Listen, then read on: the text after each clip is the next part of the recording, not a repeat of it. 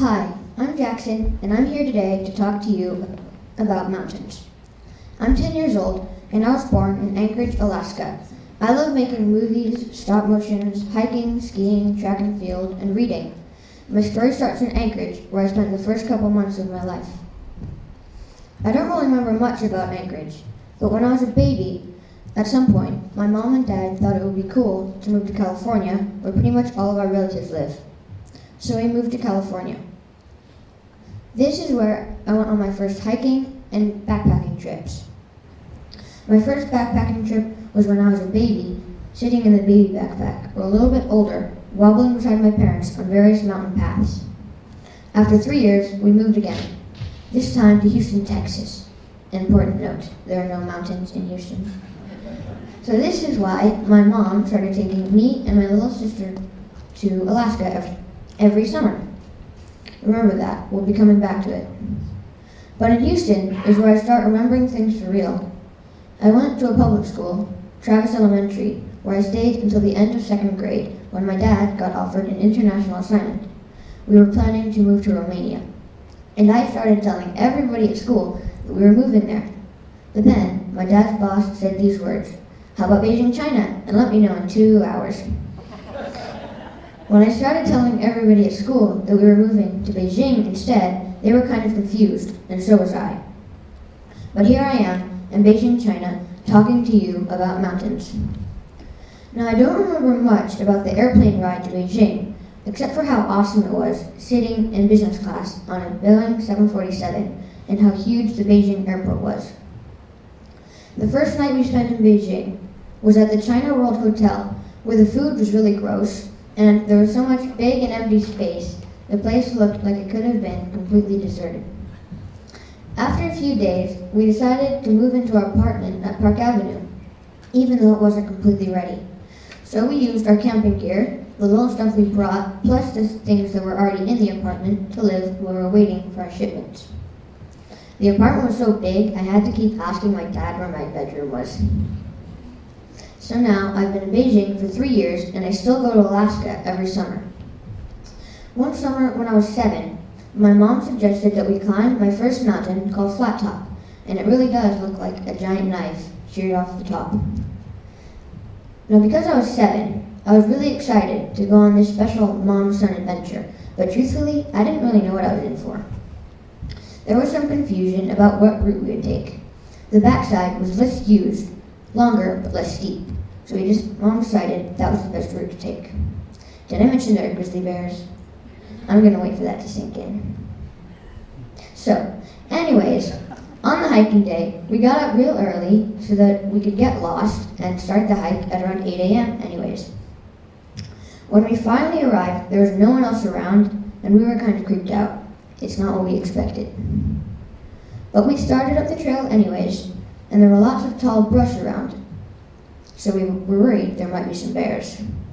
We did have bear spray, so we were pretty prepared. My mom kept telling me to sing, even though I wasn't scared, and she was the one being anxious. Just so you know, you need to sing so that bears can hear you coming from a while away, and they will hopefully just let you pass without being frightened. I could sing you my bear song right now, but I won't. We eventually climbed high enough to get out of the brush so we could see about a mile in all directions. That's better, because you could see a charging animal coming from far away. We climbed and climbed and climbed until we reached the top, or at least what we thought was the top. It took us about 5 minutes to realize that we had actually climbed the wrong peak. Then, we climbed another wrong peak until we eventually found that Flat Top was way, way below us. When we reached the top of Flat Top, we celebrated, ate our peanut butter and jelly sandwiches, took a whole bunch of photos, and were just taking in how beautiful it is to be so high. I wasn't watching a nature TV show or looking out the little window of an airplane. I was actually standing on top of the mountain. We eventually descended into the parking lot. We actually never saw any bears, and we were really relieved. I felt really good about having climbed my first mountain. I was tired, I needed to lie down, and my feet ached. So my mom's friend Martha made a strawberry rhubarb pie to celebrate when we got home. I guess what I'm trying to say is that 4 hours of my first mountain climb just got me hooked. And I can't really find any other better words to describe it. That 4 hours just got me absolutely hooked on mountain climbing. After Flat Top, I've climbed it 2 more times and done a lot of hiking in Alaska and elsewhere. But I wanted to do more, a mountain taller than I'd ever done before. So at 4,456 feet, I set my sights on Wolverine Peak, just east of Anchorage. I had originally planned to do it 2 summers ago, but I wasn't physically or mentally ready, so I decided to postpone it until the next summer. So just this last summer, when I was 9, I knew it would be time to do Wolverine Peak for real. I was ready because I'd already climbed Flat Top for the 3rd time, so I was pretty much as prepared as anybody could be at my age. But this would be longer and harder than anything I'd ever done. Wolverine is a 10-mile hike in the Chugach Mountains that surround the city of Anchorage. I knew it would be harder than the other mountains I've climbed because it was taller and more spiky. On the day I finally did it, it took about 5 hours. And again, there could potentially be grizzly bears. So anyway, I knew it would be hard, but I was ready, and I knew it would benefit me in the end. Now you don't really realize how tall a mountain is until you're looking at it from the bottom in the parking lot right next to it. My mom told me it would be hard, but that I could do it, and I believed her. Our plan was to do it in the morning and get back by late afternoon. We would bike the first 2 miles up, then abandon our bikes against a tree, hike the next 3 steep miles to the top, rest for a bit, and then head back down. So the day came. It was pouring rain, and we forgot the bug spray. Now, anybody who knows anything about Alaska knows that bug spray is vital for your survival. Now, that wouldn't really seem like a big deal, but it was uphill, so we had to go quite slowly, swatting away pretty much everything that moved. When we got to the part where we started hiking, we abandoned our bikes and locked them up against a tree. So after hiking for hours, we reached a plateau, and I could see the summit getting closer and closer by the minute, even though I was really tired. And that's when I realized that if I put in that just little bit more effort, that I'd reach the summit. For some reason, when I get to the top, I have this sudden urge to get to the summit before anybody else. So I sprinted ahead and reached the top before my mom. And there I was, at 4,456 feet high. I was standing on top of Wolverine Peak, looking out at the world, looking out at the most beautiful place I had ever seen, and I snapped this photo. In 3 directions were mountain peaks as far as I could see, and in the other, the puny city of Anchorage that looked like it could have been inhabited by ants at this height. And beyond that, the Pacific Ocean and Cook Inlet. Whenever I'm at the summit of a mountain, it's really hard to go down because I know that I won't be visiting that special place for a while. So in the few minutes I had before we started hiking down again, I just took a whole bunch of pictures and I was taking it in, how beautiful it is to be so high. Climbing mountains makes me happy. It's hard, but when you get to the top, you realize that it was all worth it. You can't do this sort of thing if you don't have any perseverance or patience. Climbing mountains is like doing anything big.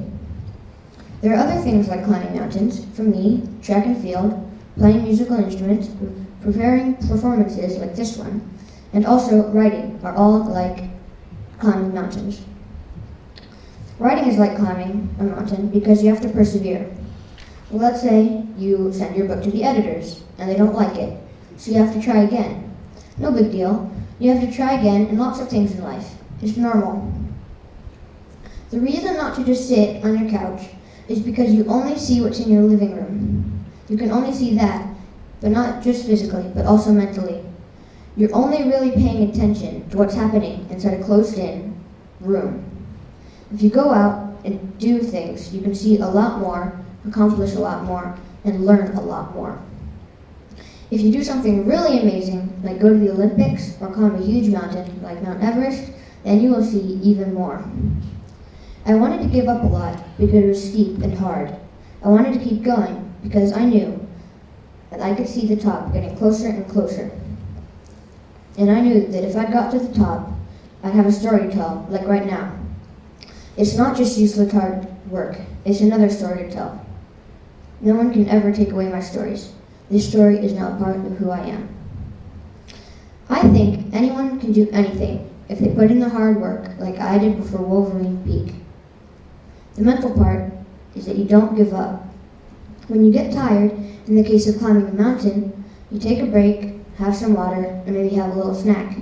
You don't say, I'm too tired, it's time to go down, it's time to quit. You get yourself feeling better, and then you keep going. It's not all physical, you also need the mental things. And if you're going to remember anything from this speech at all, please remember this. This story is not just about mountains, it's about anything you want to accomplish.